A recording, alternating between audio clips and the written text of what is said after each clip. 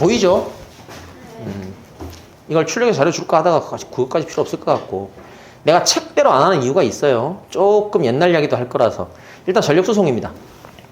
전기회로 기본이 좀 필요한데 언제 배운 거냐면 중2 때 배운 거죠. 전압 전류 저항 알아요? 알아야 정상입니다. 이거 모르면 답이 안 나와요. 전압 전류 저항의 관계를 정의한 식을 뭐라 그래? 오음의 법칙이라 그러고 오음의 법칙에 써 있죠. I는 R분의 V라고 써 있습니다. 전압이 뭔데요? 의미? 전류를 흐르게 만들어주는 압력이죠. 단위가 볼트고. 맞아요? 그럼 전류는 뭐냐면 전하가 흘러가는 겁니다. 전하의 흐름을 전류로 가는데 전하가 왜 흐른다고요? 전압이 밀어주니까. 전압이 안 밀어주면 전류는 안 흐르지. 전류는 안 흐르는데 전하는 멈춰 있어요? 움직여요? 전하는 움직이죠. 어떻게 움직이더라? 옛날 중2 때 배웠는데 안 밀어줘도 지 마음대로 움직였잖아요. 내가 맨날 드는 예가 있잖아. 뭐였냐면 이렇게 관이 하나 있는데 이 관에 제일 많이 쓰면 좋은 예가 물이죠. 물을 담아놔요. 물을 담아 놓으면 여기에는 물 분자가 있을 거 아니야. 지금 현재 우리가 볼 때 물은 안 흐르잖아. 안 흐르고 있는 물인데 물 분자는 정지해 있는 게 아니죠. 물 분자 어떻게 움직인다? 사방으로 막 움직일 거 아니에요. 근데 내가 목적이 뭐냐면 이 물을 오른쪽으로 흐르게 만들고 싶어. 어떻게 하면 돼요? 뭐 이렇게 압력을 밀거나 아니면 어떻게 하면 돼? 이걸 이런 식으로 기울여 버리면 어떻게 된다? 물이 안쪽으로 확 흐를 거 아니야.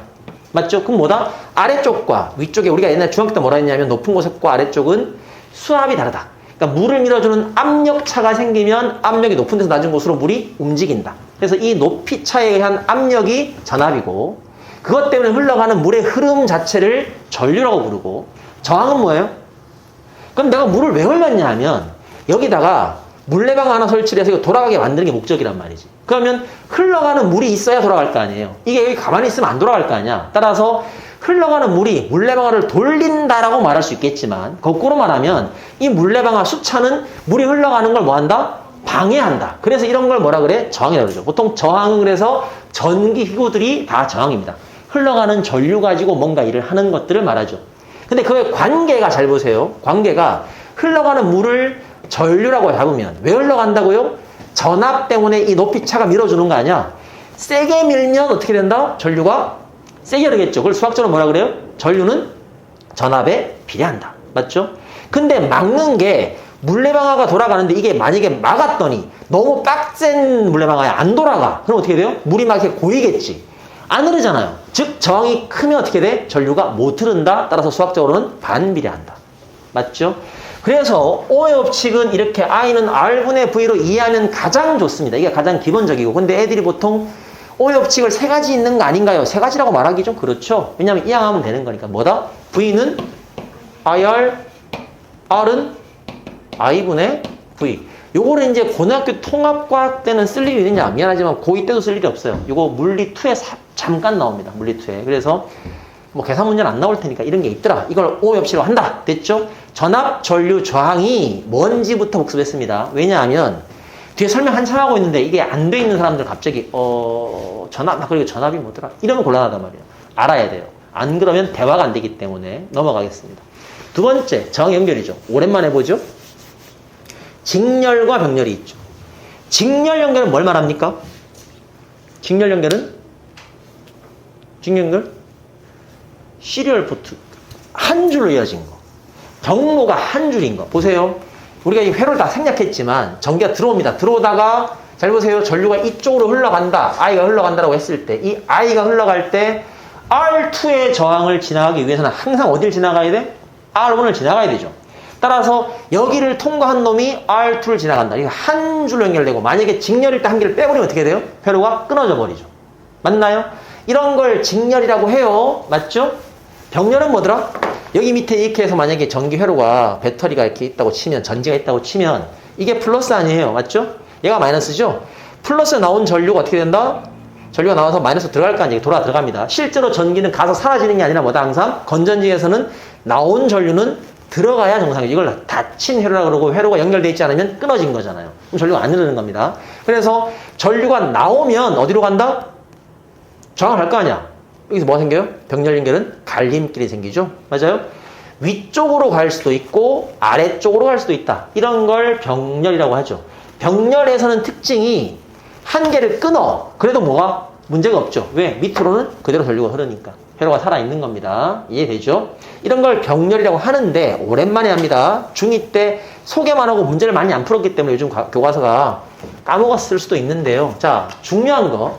직렬은 잘 보세요. 아까 말한 것처럼 여기 전류가 I가 흘러요. 근데 R1에 흐르는 전류를 I1이라고 하자. 됐나요? R2에 흐르는 전류를 I2라고 해봅시다. 그 다음 R1에도 전압이 걸리겠죠. 왜? 여기만 잘라서 봤을 때 여기에 전류가 흐른다는 말은 여기도 뭐가 걸린다는 말이에요? 압력이 걸려야 돼. 그러니까 저항 R1에 걸리는 전압을 V1이라고 하자고요. 여기 걸리는 전압을 V2라고 해보면 잘 보세요. 여기 저항 한 개만 딱 잘라놓고도 원 시리즈끼리 뭐 성립해야 된다? 오음의 법칙 성립하는 겁니다. 따라서 I1은 R1분의 V1이에요. 맞죠? 여기도 I2는 뭐다? R2분의 V2죠. 됐나요? 그런데 아까 뭐라 그랬냐면 요 전선, 도선을 따라 흘러가는 전하의 흐름을 전류라고 했는데 직렬 아닙니까? 직렬이면 잘 보세요. 아까 전류는 사라질 수 있다 없다? 못 사라져요. 플러스로 나온 놈은 마이너스로 들어가야 돼. 그래서 봐라. 여기를 지나간 전류는 R1을 반드시 지나가야 되고 R1을 지나간 전류는 반드시 R2를 지나가야 될 거 아니야. 그러므로 직렬 회로에서는 뭐가 일정하더라? 무조건 전류 I가 일정합니다. 직렬에서는 전류가 일정할 수밖에 없죠. 그럼 뭐는 달라져야 돼요? 보시다시피 R 값이 다르잖아. 예를 들면 이거잖아요. I1이 뭔데? I1은 R1분의 V1 아니에요. I2는 뭐예요? R2분의 V2잖아요. 둘이 어떻다고요? 같단 말이야. 그럼 만약에 R1 대 R2가 1대1하면 전압도 1대2가 돼야겠죠. 무슨 말이냐면 전류는 일정하지만 전압은 저항에 비례해서 다르게 걸립니다. 이 계산까지 안 몰라도 된다. 전압은 다르다예요. 됐죠? 직렬에서는 전압이 다르게 걸리는데 이 V1과 V2를 전체 압력 가지고 나눠주는 거야. 그래서 무슨 말이냐면 전체 전압은 두 개 각각 전압을 합한 것과 같다. 얼마씩 걸리는지까지는 이번 시험에 중요한 게 아니야. 됐죠? 비해까지 안 따도 되겠습니다. 어쨌든 직렬, 이게 중요합니다. 직렬일 때는 전류가 일정하다. 근데 뭐는 달라요? 전압값은 다 다르다. 됐죠? 집중해서 잘 따라와야 돼. 30분만 딱 할게요. 병렬은 이번 시험에 별로 중요하진 않지만 비교 대상으로 보세요. 전류가 이렇게 흘러가. 근데 문제는 갑자기 뭐 있다가 3거리 나왔잖아요. 위로 갈 수도 있죠. 위로 가는 전류를 I1, 밑으로 가는 놈을 I2라고 하자. 그러면 여기도 걸리는 전압이 있겠지. 이만큼 전류가 흐르기 위한 전압 얼마? V1이 있겠죠. 여기도 I2만큼 흐르게 만들기 위한 전압 V2가 있겠죠. 근데 병렬일 때 이 전압을 만들어주는 건전지, 전지가 여기 있다 보니까 V였잖아. 맞죠? 오늘 할 거는 직렬이 중요합니다. 병렬은 안 중요한데 그래도 비교 대상이니까 병렬로 회로를 구성하면 어떻게 된다? 각 병렬에 걸리는 전압값 V1, V2는 압력이니까 봐봐라. 이 건전지가 밀어줍니다. 전압을 밀어줄 텐데 그 압력을 쭉 가서 R1을 밀어낼 때까지 압력을 줄 때까지 요 사이에 막아주는 게 있다 없다? 적어도 중학교 3학년 우리가 고1 현재까지는 이 도선들은 뭐가 없기 때문에 저항이 없기 때문에 막아주는 게 없는 거예요. 그렇다면 V의 압력을 밀면 얘랑 상관없이 R1도 V로 맞는 거예요. 당연히 얘랑 상관없이 V2도 얼마다? 마찬가지로 V로 미는 전압을 그대로 받게 되는 거죠. 따라서 병렬은 얘랑 반대로 뭐가 일정해? 전압이 일정하다. 전압이 일정하니까 잘 보세요. I1은 뭐다? I1은 똑같이 보면 되겠죠. R1분의 V1인데 V가 일정하잖아요. 그러면 R이 클수록 I는 작아지겠지. 그래서 R1과 R2의 반비례해서 전류 I1과 I2가 걸릴 것이고 문제는 뭐냐면 흘러가는 수도가 똑같죠. 물이 흘러가다가 갈림길에서 1호방으로 가고 2호방으로 나눠지니까 양쪽으로 나눠진 흐름을 합치면 전체와 같지. 그러니까 전체 흐르는 전류 I 값은 전체 전류 I는 병렬 구간에 나눠진 I1과 I2의 합과 같더라. 이거는 상식입니다. 전기에서는. 됐죠? 요 기본적인 회로는 알아두시고 오늘 중요한 건 뭐라고요? 요거요. 좀 이따 물어볼 거야. 직렬이다. 뭐가 똑같다고 무조건? 직렬은 전류가 일정해. 근데 직렬 구간에 있는 저항들은 다 뭐가 달라? 전압은 다 조금씩 다른 거예요. 저항의 크기에 따라서. 됐나요? 물론 저항이 똑같은, 만약 저항이면 이러면 다 똑같겠지만, 그지? 저항이 나뉘어 걸린다라는 개념을 이해하시면 되겠습니다. 됐나요? 그죠? 기본적인 거 하고 있다. 아직 송전 들어가지도 않았습니다. 자, 세 번째. 전기 저항. 이것도 언제 배웠냐? 중2 때 배웠습니다. 중2 때 배웠어요. 중2 때 배웠고, 우리 고1 때도 나옵니다. 똑같이 나와요. 자, 회로이론 중에 세 번째, 전기 저항인데, 전기 저항은 보통 아까 말한 것처럼 기호는 이렇게 R로 쓰죠. 레지스턴스라서 R이라고 씁니다. 전기 저항에 영향을 미치는 요인 세 가지가 뭐다? 여기 나와 있죠. 비저항. 비저항이라는 단어는 통합과에서는 안 쓸 수도 있습니다. 썼나요? 양진규 쌤은 썼을 가능성이 있어요. 녹음돼 버렸네. 아이씨. 썼을 수도 있어요. 단면적 따르면 굵게 되겠죠. 이게 쉽게 말하면 도선인데, 도선 자체가 저항체가 되잖아요. 저항체의 형태를 이렇게 원통형으로 만들어 쳤을 때 단면적 또는 굵기, 그리고 전체 길이인데, 이게 왜 저항에 영향을 주느냐 하면, 저항이라는 게 뭐다? 전류 I가 흘러가는 걸 막는 게 저항 아닙니까? 그럼 이론적으로 볼 때 전류는 뭐예요? 그럼 실제로는 전류의 반대로 가지만, 그냥 합시다. 실제로 전류는 반대로 가지만, 전류가 일로 간다고 치면 실제로 뭐야? 전자가 일로 가는 거잖아요. 그럼 전자가 통과할 때 봐라. 어디부터? 여기부터 여기까지 얼마의 거리를? L만큼의 거리를 통과해야 되는데, 이 통과하는 걸 막는 게 뭐냐면 이 저항체를 구성하는 원자 핵들과 또는 원자들과 충돌하는 거란 말이죠. 정확하게 말하면 금속이온 원자가 아니라 양이온이 되겠지만, 그 이온 또는 원자와 충돌하는 게 방해하는 정도인데, 잘 보시면 잘 봐봐. 당연히 전자가 충돌할 때 우리 생각에는, 아니 이게 굵어져도 전자가 지나가는 데는 영향이 없지 않나, 이렇게 보면 없죠. 근데 실제로는 전자가 한 개만 가는 게 아니잖아요. 전자 개수가 엄청나게 많다고요. 한 명 지나갈 때는 길이 좁든 넓든 상관이 없는 것처럼 보이지만, 굉장히 많은 양의 전자가 통과할 때 어떻게 된다? 길이 넓어야 좋죠. 뭐가 좋아? 가기가 편하잖아. 충돌이 적어질 거 아니야. 따라서 매우 많은 전자가 통과를 할 때 단면적은 넓어야 충돌이 적어진다. 저항이 감소한다. 두 번째, 같은 단면적이라면 통과해야 되는 길이가 짧을 때 지나가면서 막 막는단 말이야. 그럼 막 때린다고 치자. 막 때린다고 쳤을 때 짧으면 10대 맞고 지나갈 걸, 길면 어떻게 돼? 100대 맞아야 될 거 아니에요. 따라서 길면 길수록 토탈 맞는 양, 즉 저항은 커진다. 맞아요? 세 번째, 통과하는데, 잘 봐라. 통과하는데 이 서 있는 애들이 처음에는 UFC 선수들이 막 서 있는 거야. 운동 선수들이 막 서 있어요. 통과가 힘들겠죠. 빡세겠지. 내가 통과를 못 하잖아. 그런 걸 보통 뭐라 그래? 그런 것들을 절연체라 그러죠. 근데 만약 통과할 때 아주 착하고 유치원생들이 막 있어요.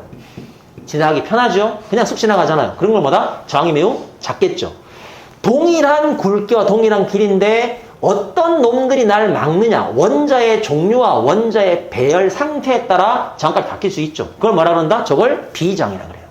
됐습니까? 정확히 말하면 비저항은 단위 단면적, 단위 길이의 저항체가 갖는 저항값이기 때문에 사실은 ohm이라고 보셔도 무방합니다. 그래서 요 세 가지 변수 잘 보세요. 비저항. 그럼 우리가 중학교 때는 이걸 뭐라 배웠냐면, 비저항이란 아까 뭐라고요? 같은 굵기, 같은 길이일 때 어떤 원자들로 구성되어 있느냐잖아. 맞아요? 어떤 원자로 어떻게 구성되어 있느냐니까, 비저항은 뭐에 따라 달라요? 물질의 종류에 따라 다르죠. 물질이라는 표현보다 뭐 도체도 되겠지만, 맞죠? 물질, 금속, 뭐 도체, 비도체 다 마찬가지지만 그 물질의 종류에 따라 달라지는 값이에요. 됐나요? 얘 둘은 우리가 설정하면 되는 거니까. 따라서 그걸 정리한 식이 바로 뭐다? 요거죠. 사실은 이 식은 대단한 식이 아니고요. 요 저항 단위가 뭐더라? 시험에 안 나옵니다만은. 저항 단위? 오메가, ohm이죠. 아까 말했지만 이 비저항도 단위가 ohm이에요. 왜냐하면 단위 단면적, 단위 길이의 저항값을 미리 구해놓은 거기 때문에. 그럼 봐라, 이 식은 무슨 말이냐? 얘도 오메가, ohm인데 아까 말했잖아. 길이가 2배 길어. 그럼 어떻게 된다? 맞는 양이 2배 커지는 거예요. 아, 저항이 2배 커지는구나? 그러면 내가 1m당 구했는데 너 2m야? 2배 곱해라. 맞죠? 비례잖아요. 이해가 됩니까? 그 다음에 똑같이 한 1000마리 전자가 지나가는데, 야, 너무 좁다. 길을 2배 늘려라. 그러면 교통량이 분산될 거 아니에요? 그러면 한쪽은 가는 양이 편해지겠죠. 반으로 줄 테니까. 따라서 저항이 감소할 거 아니야? 그러니까 단면적이 커지면 저항은 감소한다? 반비례 관계. 그래서 이게 대단한 공식이 아니라 저항이 길이가 길면 길수록 커지고 굵게 굵어지면 저항이 작아진다는 걸 수학적으로 표현한 식입니다. 이게 저항 관계식이죠. 요거는 통합과학에 나오는 거예요. 중요하게 봐두셔야 돼요. 그럼 봐봐라 얘들아. 내가 목적이 이 저항을 낮추고 싶어요. 그럼 어떻게 하면 되냐? 변수를. 첫 번째 얘를 어떻게 하면 돼? 로우 값은 로라고 읽어요. 로우 값은 저항을 줄이려면 어떻게 해야 된다? 로는 감소시키고 길이는 감소하고 굵기는 증가시키면 되겠죠. 됐나요? 요거 기억하시고 다음 장으로 넘어갑니다. 드디어 나옵니다. 전기에너지. 요게 통합과학에는 에너지가 안 나와요. 아까 이경이가 잘 말했지만 자 드디어 전력을 배울 텐데 전력 요거 사실은 언제 배웠냐? 중3 때 배웠죠. 중3 때 전력 배웠습니다. 소비 전력 했었습니다. 전기 에너지니까 봐라. 전기 에너지입니다. 단위가 줄이죠. 전기 에너지는 아까 공식이 뭐라고요? VIT. 뭐 곱하기 뭐 곱하기 뭐? 전압, 전류, 시간의 곱이에요. 그럼 만약에 1줄의 전기 에너지가 뭘 말하니라고 물어보면 뭐라고 하면 돼? 방법은 많죠. 1줄의 전기 에너지는 앞으로 1줄만큼 일할 수 있다고 할 수도 있겠지만 1줄의 전기 에너지를 정의하는 방식은 뭐냐면 잘 보세요. 1볼트, 기본 단위가 볼트니까 1암페어, 1초입니다. 맞죠? 1 곱하면 뭐가 나와? 1 나오니까. 맞습니까? 따라서 1줄의 전기 에너지란 1볼트의 전압으로 1암페어의 전류를 몇 초 동안? 1초 동안 통과시켜주면 그걸 1줄의 에너지라고 말할 수 있다라는 겁니다. 그런데 이 식에서 잘 보시면 아까 말했던 오음의 법칙 I는 R분의 V 이항시키면 뭐가 나온다? V는 IR이 나오죠. 봐봐라. V는 오음의 법칙에 따르면 IR이기 때문에 이 값을 대입하면 IR, IT, I제곱, RT 맞죠? 요 놈을 분모에 R을 곱하고 분자에 R을 곱하면 제곱 나올 거 아니야? 그죠? 그러면 IR 묶어서 제곱 맞아요? IR은 V니까 이렇게 나오죠. 됐습니까? 요거 외우고 참 기쁘다고 하는 사람들이 있는데 기뻐할 만한 문제가 아니죠. 자 그럼 질문 요 두 개의 식 이거 왜 합니까? 아니 저걸로 하면 될 거 굳이 이걸 왜 만들까요? 고민 한 번쯤 해본 사람은 내가 옛날에 질문했기 때문에 두 사람은 질문을 들었을 텐데 까먹어서 기억이 안 날 거예요. 이 두 개의 식을 이걸로 하지 왜 굳이 이걸로 한다? 응? 그것도 틀린 말은 아닌데 그 이전에 봅시다. 잘 보세요. 질문 아는 사람은 잠깐만 입 다물어 주세요. 내가 어떤 전기기구가 있어요. 여기에 전압을 V만큼 걸었습니다. 됐나요? 이때 이놈이 에너지를 이 줄만큼 에너지를 썼어요. 됐나요? 가정하는 거예요. 내가 이 전기 장치에 또는 저항에 전압을 잘 보세요. 2배로 키웁니다. 이거죠. 맞아요? 전압을 2배로 키우면 전기 에너지의 사용량은 몇 배가 되더라? 보세요. 전압 전류실의 곱에 비례하잖아요. V로 쓰던 걸 2V로 올려. 그럼 에너지 몇 배? 2배 같죠? 맞다 아니다? 2배가 아니었지. 왜요? 왜 아니더라? 기억나시는 분? 응? 응? 진짜요? 잠깐만 2배는 왜 2배라고 말을 합니까? 공식이 에너지는 VIT잖아요. V를 몇 배로? 2배로 키우면 이거 2배 되는 거 아닌가요? 돼야 되는 게 맞잖아. 그쵸? 근데 왜 2배가 아니래? 그렇지. 오음의 법칙. I는 R분의 V잖아. 요 I가. I 값은 뭐가 들어있다? V가 들어있죠. 따라서 얘 2배로 올려버리는 순간 일반적으로 왜 전기 장치가 되면 예를 들어 니크롬선이 있다고 치면 이 저항에 저항값 R은 변한다 안 변한다? 안 변한다고요. R이 안 변함으로 V가 2배 커지면 I도 자동으로 2배 커져버립니다. 몇 배가 돼 그러면? 총 4배가 되는 거죠. 옛날에 이걸 애들이 연습 많이 했는데 요즘은 교과서에 빠졌기 때문에 이 연습을 별로 안 했어요. 그래서 이게 이렇기 때문에 잘 보시면 V하고 I가 같이 들어가 있으면 계산하기가 좀 복잡해져요. 서로 연관이 돼 있잖아요. 우리가 보통 비례를 따질 때 뭐 한다? 아, V가 에너지에 비례한다라고 하려고 하면 나머지 I나 T는 변하지 않는다고 가정해야 될 거 아니야. 근데 일반적으로 그냥 일반적인 회로서 V를 올려버리면 자동으로 I가 커지기 때문에 힘들잖아. 안 변하는 게 뭐가 있다고요? 가변장이 아닌 다음에는 R 값은 안 변한다고요. 저항은. 왜냐하면 만들어 놓은 전선은 그대로니까. 맞죠? 그러니까 R을 포함한 것들의 식이 조금 계산하기 편하더라. 맞나요? 그 다음 아까 얘기는 아는 것 같으니까 잘 보세요. 좀 이따 나오겠지만 그럼 이 두 개의 식이 있는데 옛날에 들어본 사람도 있을 거예요. 아는 사람은 잠깐 이따 물어줘. 유찬아 말하지 마. 알고 있을 테니까 안 말하지 마. 알겠죠? 저희 알고 있나 모르겠지만. 질문. 그렇다면 전기 에너지는 잘 보세요. 전기 에너지는 저항에 비례합니까? 반비례합니까? 답을 써놨어요, 지금. 전기 에너지는 저항과 비례 관계예요, 반비례 관계예요?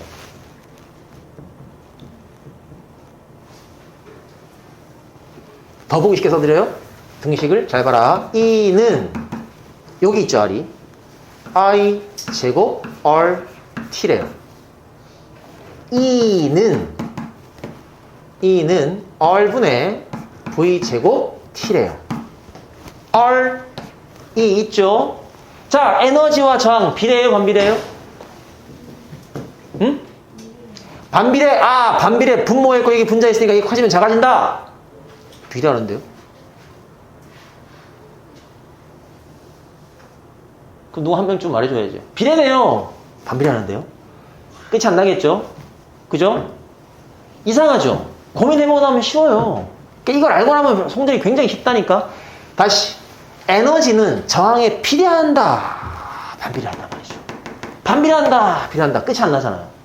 근데 아까 다시. 비례하고 반비례는 어떻게 정의해야 된다? 비례와 반비례의 정의는? 아까 여기서 2배면 2배가 안 되는 이유가 뭐라고요? 2배 커졌더니 얘도 바뀌어버리죠.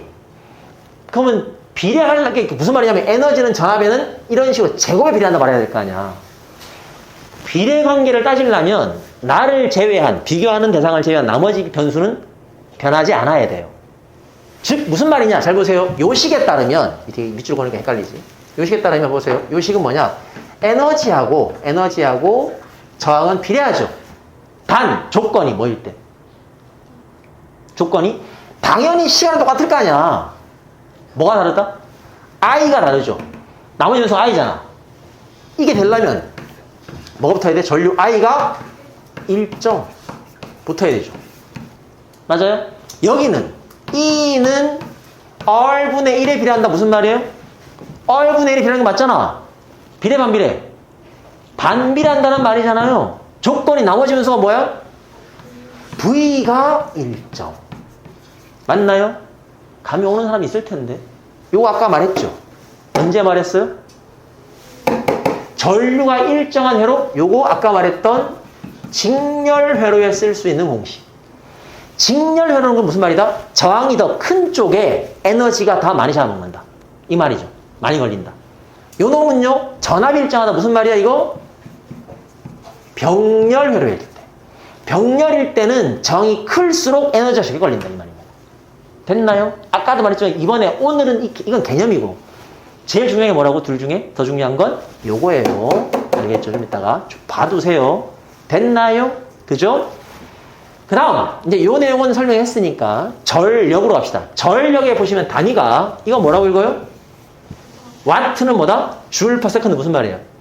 1초당의 에너지 정리 에너지잖아. 얘가 왜 잠깐 말을 순간적으로 딱 멈췄냐면 전력은 종류가 많죠. 예를 들어서 발전소가 뭘 만들어? 전기를 만들잖아. 그걸 뭐라 그런다? 발전소는 발전 전력. 무슨 말이야? 1초당 발전하는 전기 에너지의 크기. 소비 전력은 무슨 말이에요? 전기장치가 소비 전력, 소비한다는 말은 1초당 소비하는 에너지를 말하는 거예요. 우리 배운 것처럼 송전할 때 손실은요, 1초당 손실되는 양을 말하는 거잖아. 어쨌든 사용하든 만들든 손실되든 그것들이 다 뭐다? 1초당의 에너지 계산하면 전력이라고 말하는 겁니다. 파워죠. 그래서 뭐라고 씁니까? P라고 쓰죠. 맞나요? 근데 공식은 대단한 게 아닌 게 딱 위에서 나오면 돼. 에너지를 뭐 하면 된다? 에너지를 단위 시간당이니까 뭐로 나누면 돼? 시간으로 나눠버리면 되잖아요. 나눴더니 뭐가 된다? 공식은 여기서 뭐 때문에 돼? t만 착착착 떼면 나오죠. 맞나요? 똑같이 나오는데 당연하게도 무슨 말이다? 우리가 이번에 학교에서 배웠으니까 제일 중요하게 보는 공식 두 가지는 뭐냐면 이거죠. 얘랑 얘. 아까도 말했지만 얘 둘이 중요한 이유가 있어요. 아까 뭐가 중요하다고요? 둘 중에 직렬이 중요하다고요. 직렬일 때 뭐 쓴다? t 빼면 i제곱 r을 쓴다. 맞습니까? 됐나요? 그래서 전력은 요 에너지를 뭐로 나눈 거다? 시간으로 나눈 겁시다. 됐죠? 송전한다 그러더니 쓸데없는 것만 하네요가 아니고 송전은 금방 끝납니다. 넘겨보겠습니다. 아까 나왔던 거죠. 방금 한 걸 정리한 거예요. 자, 직렬회로가 나왔네요. 직렬회로이면 뭐가 일정하다? 여기 보시다시피 전류가 일정하죠. 전류가 일정하니까 무슨 식을 쓸 수 있다? 각 저항이 소비하는, 사용하는 전력을 구하라라고 했을 때 전류가 일정하니까 I제곱이 일정한 값인 I제곱 R의 공식을 쓰면 맞죠? 그러니까 문제는 봐봐라. 이 공식만 쓸 수 있는가요? 그거 아니죠. 등식이니까 아까 R분의 V제곱 쓸 수는 있습니다. 다만 그걸 쓰려고 그러면 내가 뭘 구해야 돼? V를 구해서 해야 되는 거예요. 이해가 되죠? 한 번 더 거쳐야 되는 거잖아. 근데 우리는 전류가 똑같다는 걸 알고 있으니까 전류 제곱은 똑같으니 R1, R2에 각각 비례함으로 만약에 이 저항이 1대2다. 얘네가 소비하는 전력도 몇 대면? 1대2다 라고 말할 수 있다 이 말입니다. 됐나요? 병렬은 별로 안 중요하지만 뭐가 똑같다고? V가 일정하니까 얘도 이 식 쓸 수 있습니다. 있는데 그러려면 뭘 구해야 돼? 각각의 전류를 미리 구해야 될 거 아니야. 근데 우리는 병렬 뭐가 똑같다고요? V1, V2가 똑같다 그랬잖아요. 그러니까 그냥 V를 잡고 V제곱은 똑같으니까 저항과 얘네가 소비하는 전력은 반비례한다라고 말할 수 있다. 됐나요? 아까 봤던 내용 그대로입니다. 방금 내용을 정리한 거예요. 근데 이 중에서 뭐가 중요하다고 계속 중요하다 말하는 건 얘가 중요합니다. 됐죠? 그렇다면 넘겨서 요거 정리합시다. 자, 드디어 전력 수송으로 합니다. 첫 번째, 발전소 뭐 하는 거다? 전기를 만들죠. 뭘 이용해서? 뭘 이용해서? 기본적으로는 요즘 많이 쓰고 있는 건 발전소는 발전기를 쓰죠. 발전기 작동 원리는 교류 발전기니까 전자기 유도를 쓰죠. 맞나요? 물론 전자기 유도로 나온 놈을 직류를 바꿀 수 있습니다. 우리 옛날에 전에 했었죠. 교류를 직류를 바꿀 수 있어요. 접 올리면 됩니다. 근데 일단은 교류 발전기를 씁니다. 발전소에서 전기를 만든다. 변전소는 뭐예요? 변전소는 뭘 쓴다? 변압기를 써요. 변압기의 생긴 건 뒤에 나올 텐데 뭐가 있더라? 강철 코일이 있고 거기 양쪽에 뭘 감아요? 구리선을 감죠. 그래서 변압기의 작동 원리 뭐예요? 네, 전자기유도죠. 1차 코일은 뭐더라? 미리 살짝 말하면 전류가 흘러갈 거 아니야. 전류가 흐르면 뭐가 생겨요? 졸리는 사람이 많아요. 불도 껐겠다. 중요한 건 지금 이제 진짜 중요한 게 나오는데 1차 코일에 전류가 흐르면 자기장이 생기면 그 자기장의 변화가 강가성체라고 불리는 철심을 타고 전달되면 그 철심의 자기장이 바뀔 거 아니야. 그 철심에 의한 자기장의 변동으로 2차 코일에 뭐가 나타나? 전자기유도가 생기니까 그게 변압기예요. 맞죠? 근데 우리가 저번 시험에 나왔던 거지만 전자기유도의 공식의 유도 기전력의 세기 구하는 공식이 뭐였더라? 패러데이 법칙 맞습니까? 좀 이따 나오겠지만 패러데이 법칙에 따르면 코일을 감은 수에 따라서 비례해서 뭐가 생겨? 기전력, 전압이 생기니까 좀 이따가 감은 수의 이야기가 나오겠죠? 변압기는 그 이야기입니다. 변전소에 들어있는 게 뭐다? 변압기예요. 원리가 뭐라고요? 전자기 유도를 사용했다. 그래서 변압기를 우리가 쓰고 있는 변압기는 항상 뭐다 중요합니다. 교류예요. 교류가 뭐더라? 전류의 방향과 전류의 세기가 계속 바뀌는 전류를 말하죠. 사실은 이 배경 이야기 하려고 그러면 되게 많죠. 우리 많이 했었지만 에디슨하고 뭐 테슬라 얘기 많잖아요. 오늘은 요 핵심만 하니까 생략하고 그래서 현재 변압기는 교류 방식의 전류를 전압을 바꾸는 데 쓰인다. 직류가 잘 안 쓰였던 이유 중에 하나가 이겁니다. 직류는 변압을 하기가 쉽지가 않아요. 직류는 전자기도를 쓸 수 없기 때문에. 됐어요? 그 다음 송전, 좀 이따 나오겠지만 송전은 뭐냐면 중요하다 외워두세요. 발전소에서 만든 전기를 변전소인데 이 변전소는 뭐냐면 우리가 학교에서 배웠으니까 이제 우리가 먼저 배운 사람들이니까 발전소 바로 옆에 뭐가 있더라? 바로 앞에 초고압 변전소가 있는데 그거 말고요. 그거 말고 어디? 사용지까지 왔을 때의 변전소까지입니다. 우리 동네까지 왔을 때. 그래서 그 우리 동네에 있는 변전소까지를 전기를 보내는 걸 송전이라 그래요. 됐나요? 배전은 뭐냐 하면 얘가 받았잖아. 받은 걸 야 전기 쓸 사람한테 다 쓴대. 그래서 나눠주는 거 있죠. 나눠주는 걸 배전이라 그래. 이게 왜 중요한 개념이냐 하면 뒤에 한 번 나오겠지만 뒤에 그림이 있을 텐데 봐라. 발전소가 있잖아요. 초고압 변전소 보내겠죠. 변전소로 왔죠. 실제로 우리 책에는 뭐 1차 변전, 2차 나오잖아. 다 변전소에 됐고 생략하고 변전소까지 왔다 치자. 잘 보세요. 발전소입니다. 변전소죠. 무슨 연결? 한 줄로 오잖아요. 보낼 때는. 한 가닥으로 오죠. 직렬인 거예요. 물론 이건 교류랑 약간은 개념이 다르긴 한데 조금 비약적이긴 한데 설명하려고 하는 겁니다. 근데 여기서 봐라. 배전은 뭐라고요? 사용하려고 하는 사람이 A, B, C, D가 있다. 어떻게 한다? 병렬로 분배하는 거죠. 이해가 됩니까? 이런 차이가 있다는 거 기억해 주시고 이게 송전과 배전의 차이다. 됐나요? 그 다음 아까 말한 것처럼 발전 전력은 뭐냐 하면 발전 전력은 여기 발전소잖아. 발전소가 생산한 전력인데 잘 봐라. 학생들이 헷갈리는 게 도대체 언제 어떤 공식을 쓰느냐 헷갈리잖아요. 발전소에서 발전 전력 쓸 때는 왜 I 제곱 R 안 쓰나요? 당연하죠. 왜 안 씁니까? 발전소에서 봐라. 발전 전력이란 발전소가 만든 거잖아. 뭘 쓴다고요? 발전소가? 발전기를 쓸 거 아니야. 어디 발전기 어디 있냐? 없네. 발전소 여기 만들겠죠. 발전기를. 발전기는 어떻게 만들어요? 자석과 코일이 있잖아요. 맞나요? 자석과 코일이 있으면 잘 봐라. 우리 저번에 유도기 전력을 많이 만들려면 왜 이름이 유도기 전력이냐 하면 유도기 전압이 아니라 발전소가 만드는 건 전압이 아니에요. 전압이 생기니까 뭐가 만들어져? 전류가 나올 거 아니야. 전압과 전류를 동시에 만드는 거잖아요. 그 두 개를 곱한 게 뭐라고 한다? 전력이잖아.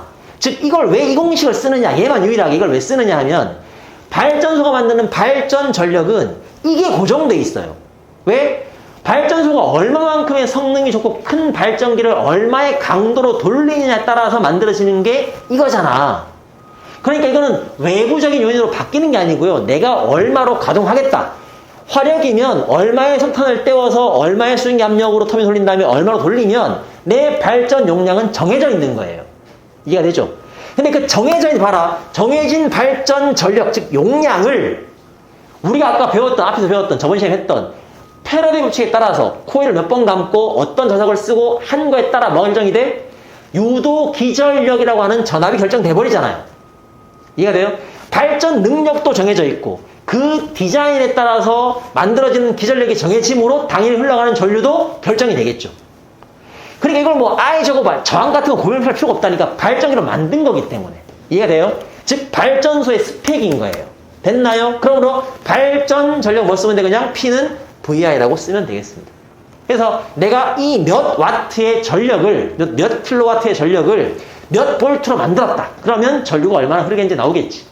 됐나요? 이 공식만 쓰면 되는 이유가 바로 이겁니다. 집중 됐어요? 그 다음 손실 전력인데 발전소가 만든 게 봐라. P는 VI를 만들었죠. 보냅니다. 어디까지? 여기까지. 변전소까지 보내는데 보내는 와중에 계속 말했지만 이 전선에 뭐가 있다? 전선에 실제로는 저항이 없을 수가 없죠. 그러니까 저항이 있으면 그 전자들이 충돌하면서 뭐가 생겨? 열이 발생을 하고 그 열이 바깥으로 공기적으로 나갈 거 아니야. 이게 바로 손실이죠. 그 손실량을 구할 때 바로 요 공식을 쓰죠. 보통 설명할 때는 이렇게 쓴다라고 하는데 아까 우리 공식 몇 가지 배웠냐 하면 VI I 제곱 R R분의 V 제곱이잖아요. 등식이므로 셋 다 써도 구할 수는 있는 거야. 근데 이걸 왜 쓰느냐? 좀 이따 한 번 더 말하겠지만 송전할 때 몇 줄? 전선 한 줄. 무슨 연결? 직렬 연결. 아까 직렬은 뭐 써라? 요거 써라. 이유는 바로 다음 장에 한 번 더 말하겠습니다. 됐죠? 그래서 요걸 쓰는 거예요. 뒷장에서 말할게요. 공식 요거 쓴다는 거 표시만 하는 것 뿐입니다. 세 번째, 이거는 시험에 안 나올 확률이 좀 높은데요. 문제 풀다 보면 조금 어려운 문제 나온 걸 본 적이 있는 사람도 있을 겁니다. 소비 전력은 뭐냐 하면 여기서 쓸 때, 마지막에 쓸 때 이런 그림이 있어. 문제 중에. 봐봐라. 이렇게 돼가지고 변압기가 있는데요. 보다 보면 있을 수도 있어요. 봤던 사람이 있을 텐데 여기 이렇게 감았죠. 이렇게. 맞죠? 뒤에 나올 테지만 여기 이제 뭘 넣는다? 교류를 넣어줄 거 아니에요. 그럼 이게 1차 코일, 2차 코일에 나오는데 여기에 어떤 전기 장치라든가 저항이 물려 있단 말이지. 얘가 얼마만큼의 전력을 소비하는가. 이게 소비 전력 아닙니까? 이거 구할 때는 또 이 식을 써요. R분의 V제곱. 안 보이나? 보이죠? R분의 V제곱을 씁니다. 아니 왜 다 다르냐? 얘는 왜 이걸 쓰느냐 생각해 보시면 봐봐라. 여기 콘센트가 있는데요. 내가 저기 꽂으면 어떻게 돼? 전기를 쓰겠죠. 우리가 방금 송전을 따지면 애들이 항상 헷갈리는 게 뭐냐면 우리가 이미 했으니까 전압을 키우면 전류가 떨어지고 이 전류가 얼마 흐르겠네 라고 배웠지만 실제로는 여기 전류가 그렇게 흐르는 게 아니에요. 생각해요. 왜냐하면 내가 여기다가 이 몇 볼트야? 우리 콘센트는? 220볼트인데 거기다가 잘 보세요. 내가 225ohm짜리를 딱 꽂아. 그럼 I는 뭐다? I는 R분의 V 아니에요. 220분의 220이 얼마? 전류가 1A이겠지. 그럼 나한테 1A가 나올 거예요. 만약에 2200이면요. 2200ohm이면 0.1A 흐를 거 아니에요. 무슨 말인지 알겠습니까? 즉, 잘 보세요. 요게 콘센트가 공급하는 건 뭐다? 정해진 전압이란 말이지. 이해가 돼요? 내가 지금 여기 전기 안 꽂았으면 내가 쓰고 있는 게 아니잖아. 전기라는 게 와 있지만 얘는 전압, 전위차를 만들어 나한테 공급해주긴 하지만 내가 연결하는 뭐에 따라? 저항에 따라 내 몸에 흘러가는 전류는 달라진단 말이야. 그럼 우리가 앞에서 이제 뒤에 한 번 더 말하겠지만 이 변압기는 보세요. 이거 했었잖아, 학교에서. V1으로 들어오고 I1으로 들어온다. 맞나요? 이 전력이 보존되니까 여기 뒤에 뭐다? V2하고 I2로 곱한 값이 같더라. 이거는 뭐냐면 여기로 들어온 양이 이만큼일 때 그냥 나갈 수 있는 최대량이라고 보시면 됩니다. 최대량도 이만큼이 된다는 말이지. 이해가 돼요? 근데 얘가 V1을 걸었는데 맞아요? 걸었는데 여기가 가문수 때문에 V2 걸릴 거 아니야. 근데 생각해봐. 여기 뒤에 안 써 콘센트를. 흐를까 전류가? 안 흐르잖아요. 이해가 되죠? 그러니까 내가 여기 저항을 몇 옴짜리를 걸었다. 그럼 얘는 무조건 뭐라고요? 유도 기전력은 포인트가 전압이란 말이야. 얘는 정해진 전압을 만들 수 있다. 왜? 얘의 관계 때문에 V1이 걸렸고 가문수에 비례해서 V2 걸린 거잖아. 따라서 얘는 콘센트를 꽂아서 쓸 때 전기가 소비하는 전력은 저항값이 얼마라고 돼 있으면 얘가 주는 건 뭐다? V는 결정된 거잖아. 일정합. 따라서 얘는 R분의 V제곱만큼의 전력을 소비한다. 그러니까 얘가 공급하는 전력과 소비하는 전력은 다를 수밖에 없습니다. 얘는 능력이 그만큼 있다는 소리고 얘를 꽂았으면 R이 얼마 꽂았냐에 따라서 전압이 정해져 있으므로 전류는 거기에 비해서 그러니까 관계시어서 흐를 거란 말이야. 그러면 전력은 얘의 저항크기에 따라 달라지는 거죠. 내가 전기를 얼마나 적게 쓰느냐 많이 쓰느냐. 이해돼요? 요것만으로 반응한 겁니다. 발전 전력은 왜 이걸 쓰고 소비 전력은 왜 이걸 쓰고 그 다음에 문제 따라 이거 거의 안 나오는데 여기서 얼마나 소비하느냐 물어볼 때는 요 공식을 쓰는 이유가 바로 요것 때문입니다. 됐죠? 뒤에 가셔서 보겠습니다. 9장 남았다. 페이지. 보세요. 전력 수송 과정. 방금 내가 이 그렸던 걸 좀 깔끔하게 그려봤는데 보시다시피 수송 과정이 저기 발전소에서 전기를 만들어요. 근데 아까 발전소부터 어디까지? 변전소까지를 뭐라 그래요? 송전이라 그래요. 여기서부터 여기까지가 송전입니다. 맞죠? 몇 줄로 온다고요? 한 줄로 쭉 가요. 요 변전소 오해하면 안 되는 게 주상변압기 시험에 잘 나오죠? 얘 어디 있어요? 주상변압기는? 전봇대 위나 땅속에 있잖아요. 동네에 막 있죠. 근데 이 주상변압기까지 한 방에 발전소가 일로 바로 오는 게 아니잖아. 여기까지는 일자로 왔다가 예를 들어 서울 근교로 왔겠죠. 그럼 거기서부터는 동네 변압기로 보낸 다음에 여기서는 다시 뭐가 된다? 220볼트 맞춘 다음에 보낼 거 아니야. 그러니까 송전 어디까지다? 변전소까지입니다. 됐습니까?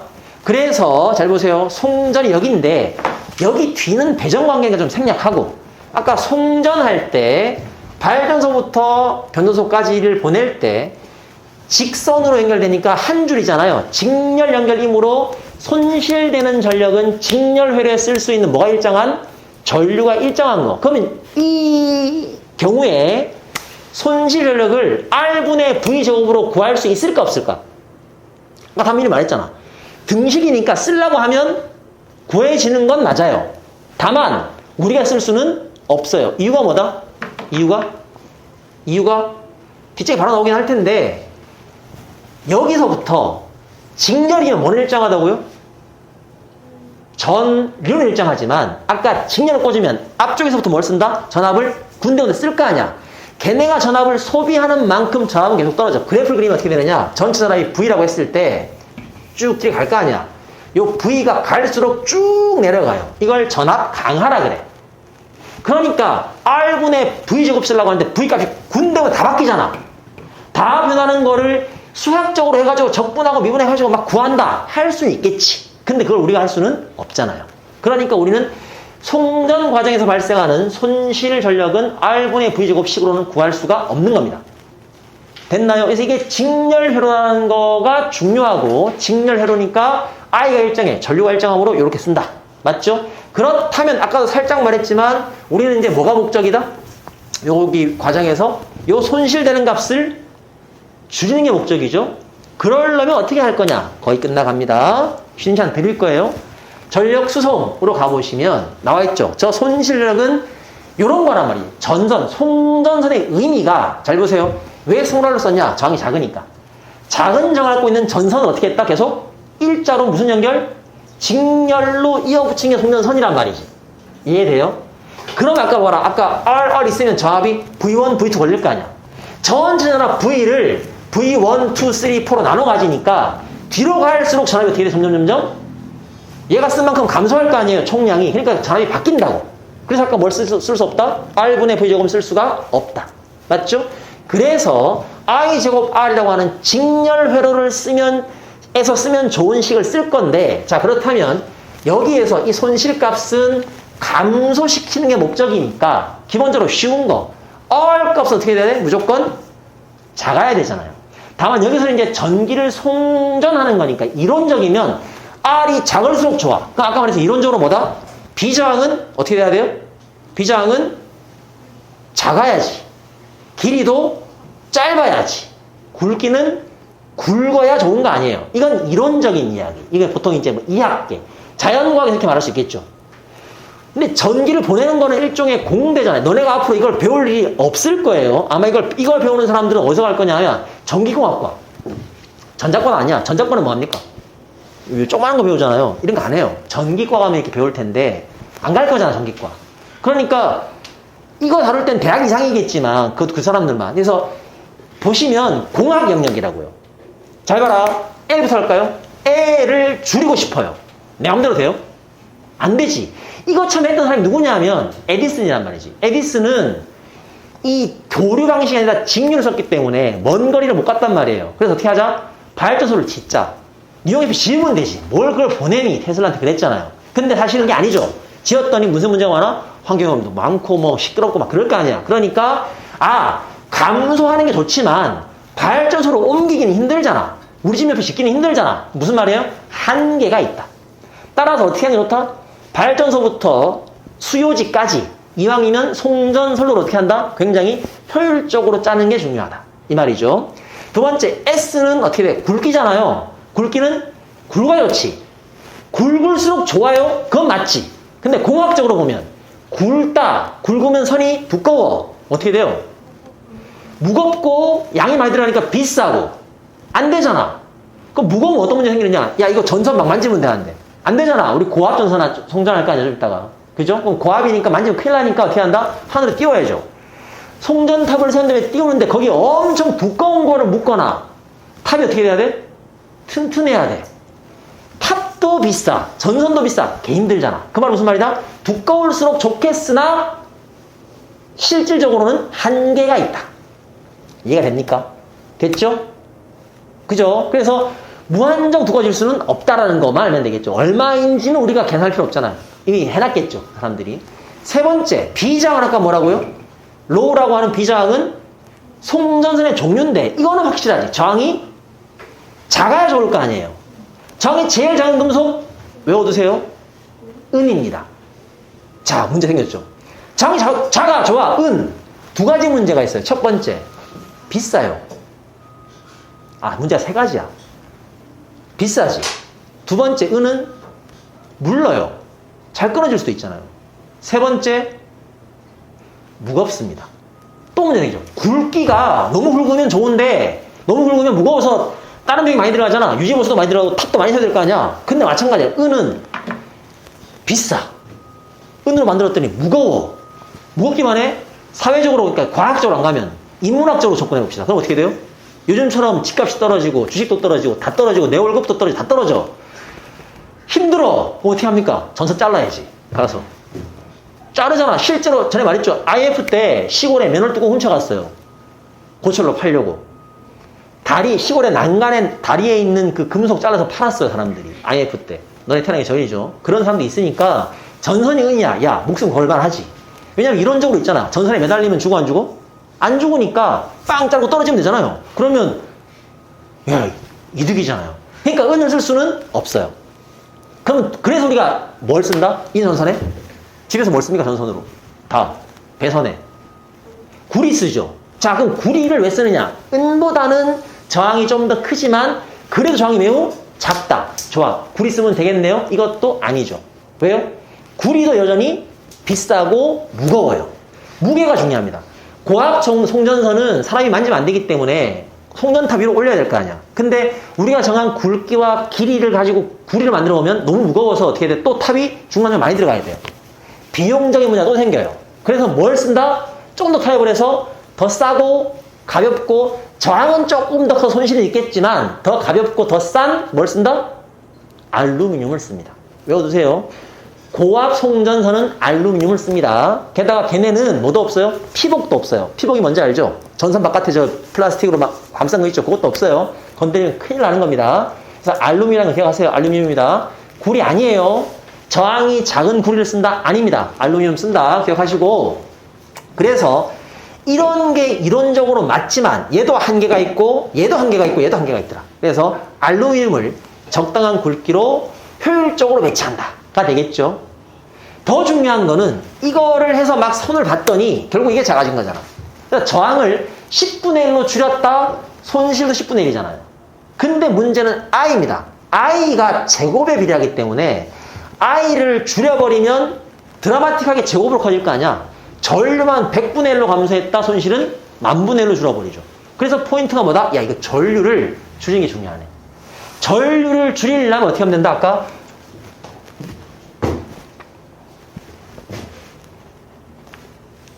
맥으로 돌아왔어요.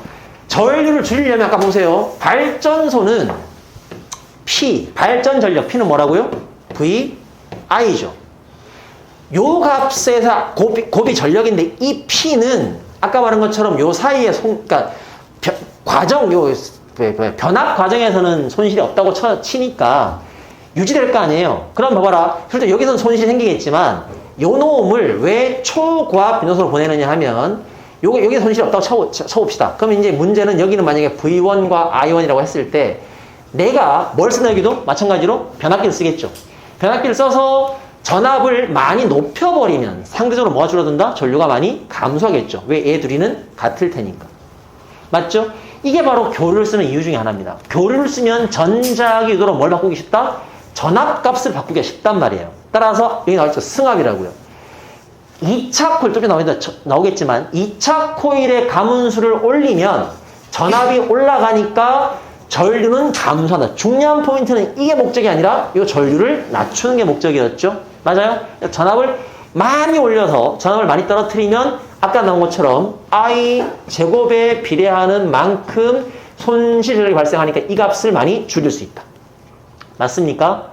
이해되죠? 그래서 일단 발전소에 맞는 전압은 원래 전압이 높은데 그보다 훨씬 높이 전압을 올려버린다라는 거죠. 그래서 승합을 했다가 그 높은 전압을 어디까지 보낸다? 송전의 끝인 변전소까지 오면 그부터는 어떻게 한다? 변전소 다시 2차 코일 감소를 낮춰서 감압을 해야죠.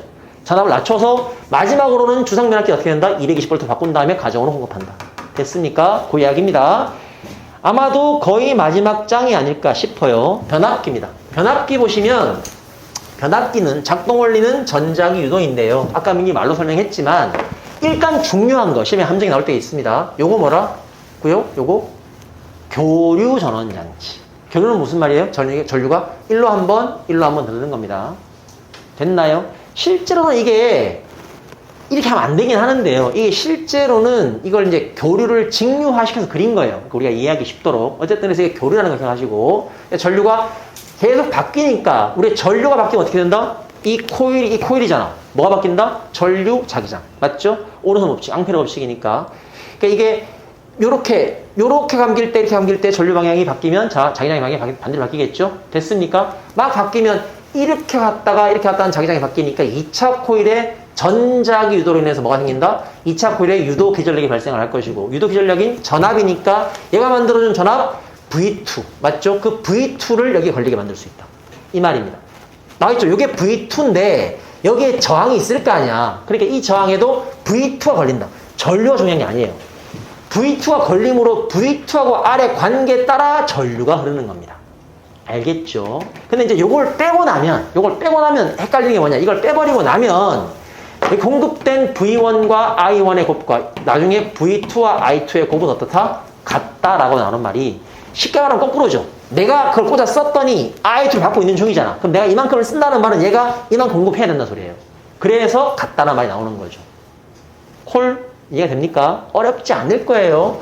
그런데 아까 말한 것처럼 아까 초고압 변전소는 잘 보세요. 여기 보시다시피 패러데이 법칙에 따라가니까 패러데이 법칙의 기전력은 뭐다? 가문수에 비례하잖아요. 코일의 단위당 가문수에 비례하니까 가문수가 1차보다 2차가 많으면 전압이 어떻게 돼? 승합되겠지. 그게 초고압 변전소입니다. 맞죠? 뒤쪽에 나오는 변전소는 뭐다? 1차 코일보다 2차 코일의 가문수가 적어야 돼요. 그래야 전압이 다운되겠죠. 맞나요? 감압이 될 겁니다. 그래서 공식 봅시다.